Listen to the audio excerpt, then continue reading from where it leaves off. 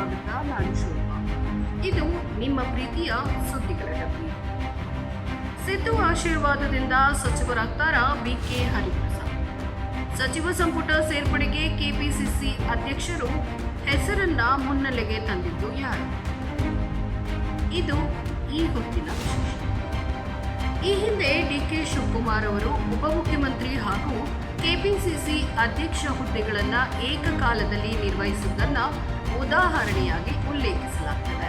ಹಾಗೆಯೇ ಎಐಸಿಸಿ ಅಧ್ಯಕ್ಷ ಮಲ್ಲಿಕಾರ್ಜುನ ಖರ್ಗೆ ಅವರು ರಾಜ್ಯಸಭೆಯ ಪ್ರತಿಪಕ್ಷ ನಾಯಕರಾಗಿಯೂ ಕಾರ್ಯನಿರ್ವಹಿಸುತ್ತಿದ್ದಾರೆ. ರಾಜ್ಯ ಸಚಿವ ಸಂಪುಟ ವಿಸ್ತರಣೆಗೆ ಕ್ಷಣಗಣನೆ ಆರಂಭವಾಗಿರುವ ಬೆನ್ನಲ್ಲೇ ಮುಖ್ಯಮಂತ್ರಿ ಡಿಕೆ ಶಿವಕುಮಾರ್ 20 ಸಚಿವ ಸ್ಥಾನಗಳನ್ನು ಭರ್ತಿ ಮಾಡಲು ಸಜ್ಜಾಗಿದ್ದಾರೆ.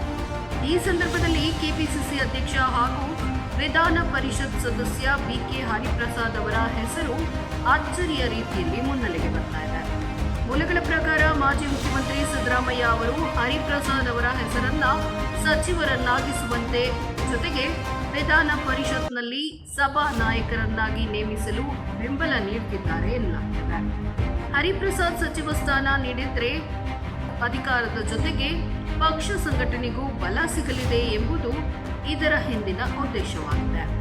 ಈ ಹಿಂದೆ ಡಿಕೆ ಶಿವಕುಮಾರ್ ಅವರು ಉಪಮುಖ್ಯಮಂತ್ರಿ ಹಾಗೂ ಕೆಪಿಸಿಸಿ ಅಧ್ಯಕ್ಷ ಹುದ್ದೆಗಳನ್ನು ಏಕಕಾಲದಲ್ಲಿ ನಿರ್ವಹಿಸಿದ್ದನ್ನ ಉದಾಹರಣೆಯಾಗಿ ಉಲ್ಲೇಖಿಸಲಾಗಿದೆ. ಹಾಗೆಯೇ ಐಸಿಸಿ ಅಧ್ಯಕ್ಷ ಮಲ್ಲಿಕಾರ್ಜುನ ಖರ್ಗೆ ಅವರು ರಾಜ್ಯಸಭೆಯ ಪ್ರತಿಪಕ್ಷ ನಾಯಕರಾಗಿಯೂ ಕಾರ್ಯನಿರ್ವಹಿಸುತ್ತಿದ್ದಾರೆ.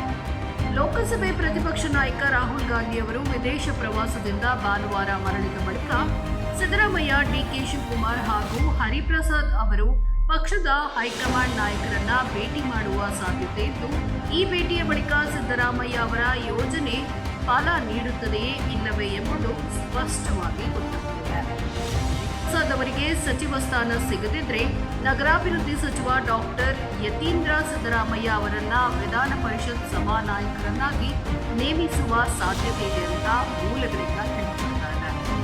ಯತೀಂದ್ರ ಅವರ ರಾಜಕೀಯ ಗಮನದಲ್ಲಿಟ್ಟುಕೊಂಡು ಹರಿಪ್ರಸಾದ್ ಅವರನ್ನ ವಿಶ್ವಾಸಕ್ಕೆ ತೆಗೆದುಕೊಳ್ಳುವ ಪ್ರಯತ್ನವಿದು ಅಂತ ವಿಶ್ಲೇಷಣೆಯು ಕೇಳಿಬರುತ್ತಾ ಇದೆ.